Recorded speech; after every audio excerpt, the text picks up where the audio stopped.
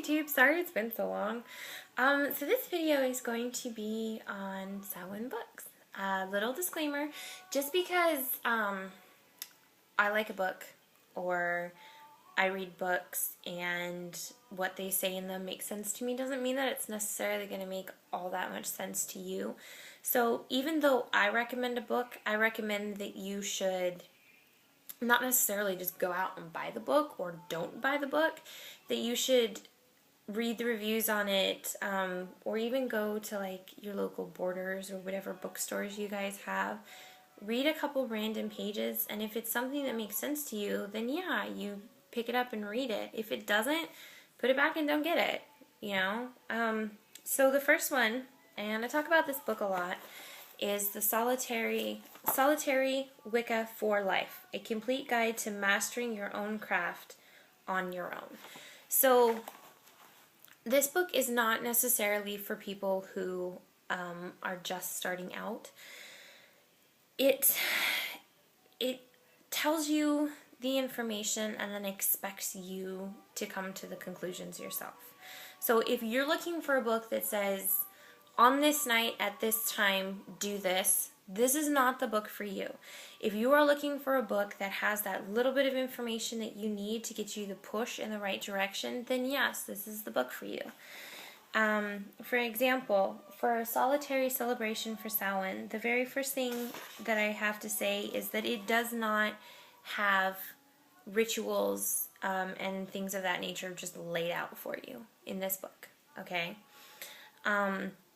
It does have a little bit of information on everything. So Samhain consists of these 2 pages in this book, and that's it. And most of the sabbats are like that. They have 2 pages, and they go over a rough estimate, like how it got started, what that's all about, what's it in relation to the Wheel of the Year, things that Samhain should mean to you, or roughly what it should mean. And it is very specific in saying things, and it does not sugarcoat at all.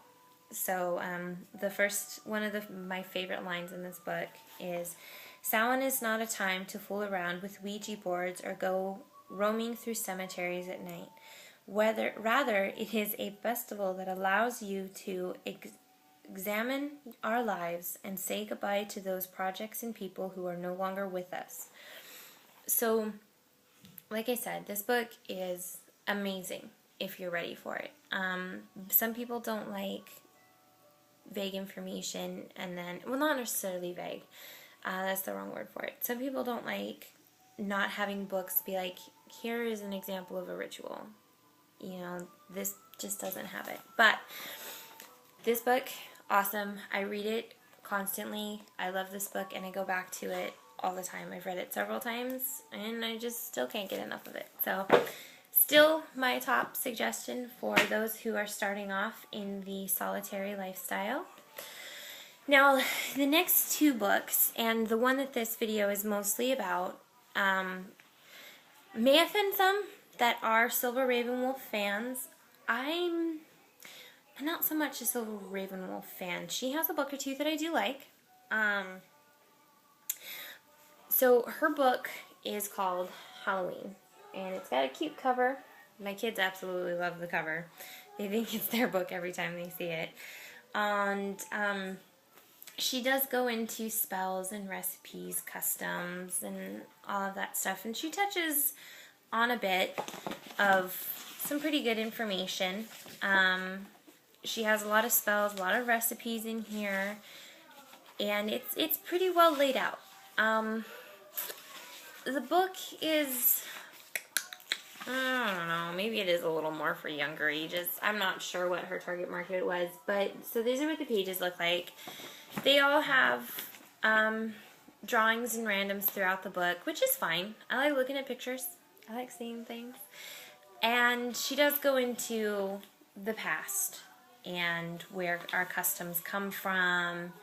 Halloween is healthy, Halloween is murder, a bunch of different chapters, and then she goes into Halloween symbols and superstitions.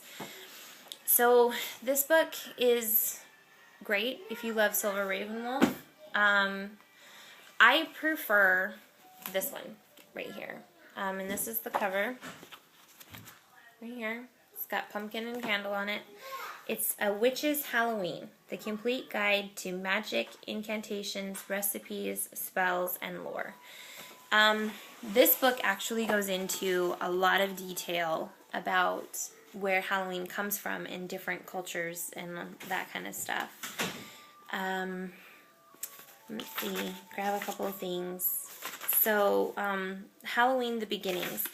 And so what she does is she lays down some groundwork in her own words, and then she goes into druids and sacrificial rites, goblins and fairy folk,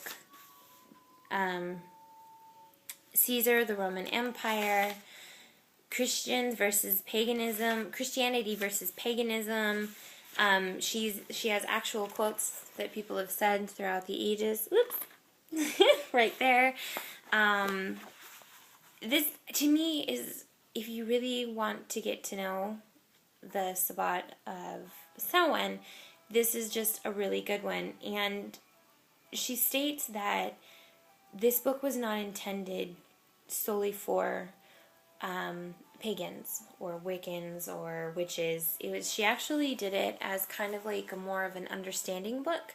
So if a Christian wants to pick it up and read it, it's to give them a broader understanding of the holiday, opposed to a preachy type of thing.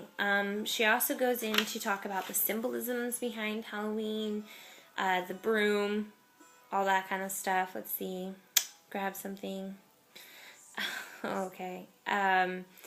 This is under brooms or witches and broomsticks. If a woman desiring children jumps over a broom 3 times, she would instantly become impregnated. It is believed that from this myth of the old pagan wedding custom of the bride and groom jumping over a broomstick has evolved. So it also goes into some pretty crazy things that people used to believe back in the day. One of my favorite ones was on November 1st, somebody wanting to find out where the witches lived. They would climb to the toppest hill, or the highest hill in their village, and they would gaze out over the houses and the smoke coming out of the chimneys. On the houses with the pure people, the non-witches, would be going with the wind, but the house of a witch would be going against the wind. She does also state in the book that this was never proven and was actually never used as proof of witchcraft, but it was one of the things that they looked for, which I thought was kind of cool. I don't know. It's just got a lot of information in it.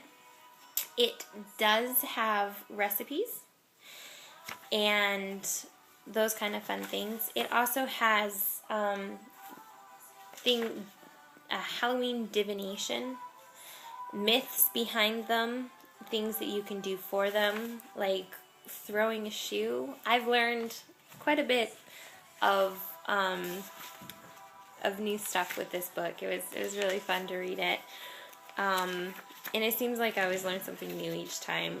And it's not just one culture's take on it. There's many different cultures' takes, different customs from Ireland, the British Isles, just all over. So it's a really good book, and this would be my recommended Halloween read for you guys. So yeah, I hope you guys enjoyed the video. Have a happy Samhain.